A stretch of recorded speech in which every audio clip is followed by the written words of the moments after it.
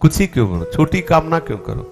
अरे मांगना ही तो ऐसी चेक रखो जिसमें दोबारा चेक न रखनी पड़े, दोबारा मांगनी न पड़े। तो इसके लिए यह है कि प्रभु आपको जैसा मन हो ऐसा इधर चलाना, लेकिन मेरी मांग है कि आपका मैं हो जाऊं, आपके सिवा मेरा कोई नहीं, आप मेरे प्रिय बने, आप मेरे प्राण प्यारे बने, ये बात है। और यहां जैसा करवाना है तैसा आप करते रहना, पद देना, प्रतिष्ठा देना, जो करना हो, इस पर कोई महत्व नहीं है।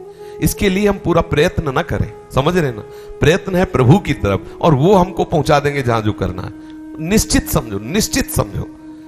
अगर आपको प्रभु को कोई पद देना है ना, तो वही दिमाग चलने लगेगा, वैसे ही सब विवेक आने लगेगा, वैसे ही सामर्थ्य देने लगेंगे। पर आपका लक्ष्य है ना कि प्रभु आप मेरी विश्राम स्थली, आप मेरे प्राण प्यारे हैं। अब आप संसार में जो रोल चाहे, जैसा चाहे, तो चक्रवर्ती सम्राट है अम्बरीश जी, सम्राट बहुत से राजाओं के ऊपर होता है, लेकिन ऐसे महाभक्त हैं कि दुर्वासा जैसा फकीर भी उनके सामने लघु हो गए, झुकना पड़ा उसको।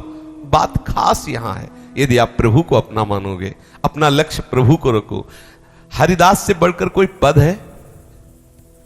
आप बताओ।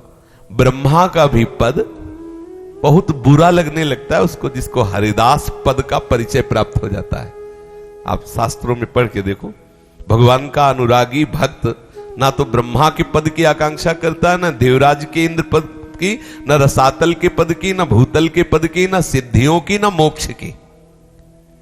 वो प्रभु के चरणों के दासत्व भाव से युक्त हो गया। ये सबसे बड़ा पद है।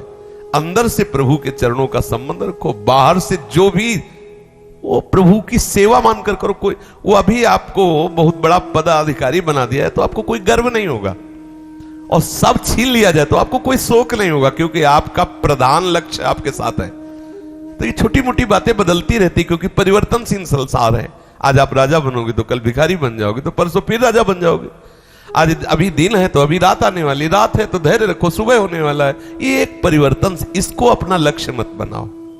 अगर इसको लक्ष्य बनाओगे तो हर्ष शोक दुख सुख लाभ हानि जय पराजय उन्नति अवनति ये आपको भोगना पड़ेगा। और जो इन द्वंद्वों में फंस जाता है उसको क्या सुख होता है आप देख लीजिए। सब अशांत है। वो थोड़ी देर के लिए भले दिखाई दे कि बाबूजी कार से उतरे, लेकिन अपने लोग सबसे मिलते हैं। मान लो जैसे तो सबके सामने तो आप दिखाई देंगे बहुत सुखी, लेकिन अंदर से इतना रजिस्टर दुख का भरा है।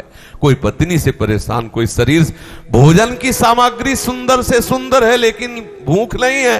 पैसे से भूख खरीदोगे? समझो पैसा तुम्हारे पास बहुत बढ़िया है और काजू पिस्ता सब सामान, लेकिन लीवर काम नहीं कर। डॉक्टर ने कहा जौ की रोटी खाना है, मूंग की दाल के पानी में खाना है।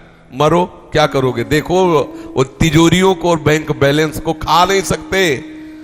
बहुत एसी रूम है, बहुत ऊंचा गद्दा लगा हुआ है, सब परफ्यूम क्या कहते हैं सब लगा है, लेकिन नींद नहीं है।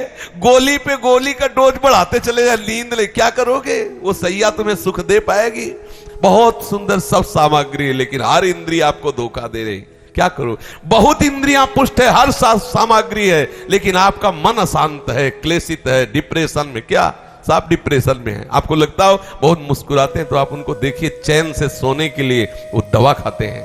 वो थोड़ा माइंड रिलैक्स करने के लिए शराब पीते हैं, गंदी बातें करते हैं। अरे सब हो गए, थोड़ी देर चलो क्लब में, चलो थोड़ा रिलैक्स, और वहां जाके वासना का भूत सवार। जानते ही नहीं कि रिलैक्स कहां हुआ जाता है, विश्राम कहां मिलता है। बिल्कुल सच्चे मान लो बच्चा, इधर का जो क्षेत्र है उसे प्रभु के हवाले कर दो कि जो भी आप सेवा दोगे प्राणपन से आपकी सेवा मान के करूंगा, लेकिन मेरी चाह के विषय आप होगे प्रभु आप। तो जब प्रभु के प्रति अपना लक्ष्य होता है ना, तो सच्ची मानिए समस्त वैभव उसके चरण चूमते हैं, क्योंकि लक्ष्मी जिनकी दासी है उन प्रभु को आपने अपना स्वामी मान लिया है। अब सब सिद्धियां, सब अनुकूल ग्रह हो जाएंगे आपके। और जब आप प्रभु के बोले शनि इनके खिलाफ है, शुक्र इनके खिलाफ है। क्यों खिलाफ? क्योंकि आप प्रभु के खिलाफ हो, इसलिए वो खिलाफ है। वो प्रभु के पार्षद हैं, और प्रभु के अनुकूल हो जाओ, चाहे जिस जगह बैठे हो वो आपका मंगल ही करेंगे, या मंगल कर ही नहीं सकते। चाहे जिस ग्रह पे बैठे हो, वो आपको ज्योतिषाचार्य बता रहा हो कि 7.5 लगाए हो, हर काम आपका मंगल में बनेगा, क्योंकि वो शनि भगवान का सेवक है और आप भगवान के अनुकूल हो गए। तो वो वहां से जितना भी कुछ भेजेगा वो सब बीच में कृपा के फिल्टर करके आपके पास मंगल भेजेगी। भक्त के आसपास भगवत कृपा का घेरा होता है, तो बाहर से जो भी प्रकोप आता है उसके पूर्व कर्मानुसार वो कृपा का घेराव उसे फिल्टर करके अनुकूल करके भेज देता है, क्योंकि मंगल भवन का वो दास अब कोई उसका मंगल नहीं कर सकता। हमारी चाह प्रभु से मिलन की हो, और प्रभु यदि आप राजी हैं कि ये नौकरी करो, ये व्यापार करो, तो आपकी मान कर करूंगा, आपकी।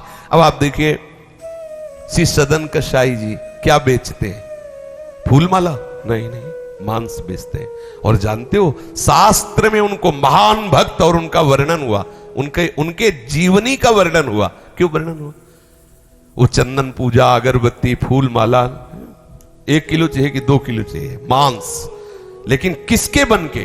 प्रभु के बन के। अपनी कुल परंपरा का व्यापार कर रहे हैं, लक्ष्य उनका प्रभु है। तो बड़े बड़े ज्ञानियों को भी उपदेश देने के सामर्थ्य उनमें। हमें इन चरित्रों को सुनकर समझना चाहिए। उनका लक्ष्य नहीं है संसार, लक्ष्य उनका परमात्मा है। अब सेवा है संसार की, हमारा क्या है? हमारा लक्ष्य है संसार। अगर हम ठाकुर सेवा भी करते हैं तो लक्ष्य है संसार। हे भगवान हमारी नौकरी लग जाए, हे भगवान हमें ये, हे भगवान ये, तो लक्ष्य है ना संसार। गलत बात। लक्ष्य हो प्रभु और सेवा का विषय हो संसार। मन वचन कर्म से सबको सुख पहुंचाने की चाह, और उसका फल मेरे स्वामी प्रसन्न हो। हमारा व्यापार, नौकरी, जो भी कार्य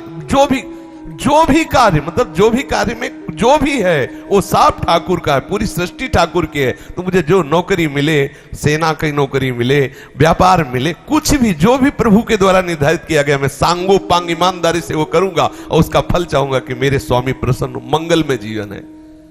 प्रभु के जो भरोसे है उसका जीवन दुख में नहीं हो सकता। पर होता क्या है, आज हम अगर प्रभु की भी सेवा करते हैं तो लक्ष्य हमारा संसार होता है।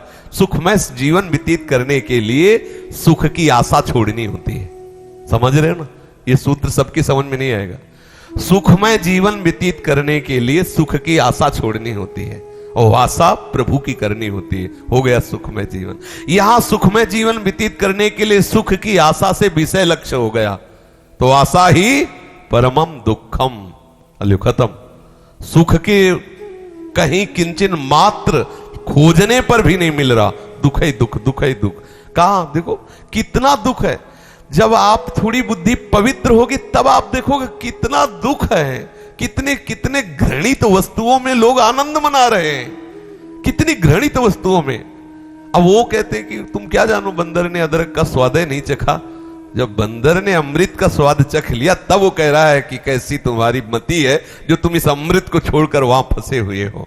वो समझते हैं हमें पागल, हम समझते हैं उन्हें पागल। तो अवास्तविक पागल कौन है, ये फिर अब तीसरा निर्णय करेगा। तीसरा है शास्त्र। शास्त्र जिसकी बुद्धि को प्रमाणित कर दे, जिस तत्व को प्रमाणित कर दे, वही सत्य है। बकाया हम सब झूठे हैं। ये शास्त्र, भाई हम गलत है या सही, सिद्धांत ही तो बताएगा, कानून ही तो बताएगा। वहां सिद्धांत बताएगा कि तुम गलत हो कि सही। ऐसे ये शास्त्र जो है सिद्धांत है, कानून है। हम कहां लगे ये हमें देखना होगा। अगर बच्चा ये लक्ष्य रखोगे कि संसार का जीवन सुख में व्यतीत हो, सम्मान में व्यतीत हो, कभी नहीं हो सकता। अगर तुम ये निश्चय रखोगे कि कुछ भी हो मुझे प्रभु चाहिए, तो लिखित है तुम्हारा जीवन सुख में व्यतीत होगा, शांति में व्यतीत होगा, आनंद में व्यतीत होगा। परिस्थिति कुछ भी हो, आनंद की कमी नहीं होगी। और अगर प्रभु से विमुख हो तो परिस्थिति कुछ भी हो, दुख की कमी नहीं रहेगी, अशांति की कमी नहीं रहेगी। स्वप्न में भी तेरे को विश्राम नहीं मिल सकता। गोस्वामी जी कह रहे हैं, तब लग कुशल न जीव कहूं, सपने हो मन विश्राम, जब लग भजत न राम को सुख धाम। बिल्कुल सच्ची बात मान लेना। चाहे जितनी परिस्थिति बिगड़ी हो शरीर की, व्यवहार की, लोक की, लेकिन जब सामने मंद मंद मुस्कुराते हुए ठाकुर के चरणों का आश्रय, प्रियाजू के चरणों का आश्रय, तो हृदय में वो उत्साह, वो आनंद होता है। फिर एक मस्ती आती है, प्यार में एक अलबेली मस्ती होती है। उसमें फिर ये सिर्फ शिकवा शिकायत सब बह जाते हैं। हर समय वो आनंद मगन रहता है। समझ पाओ बच्चा तो समझ लो, है।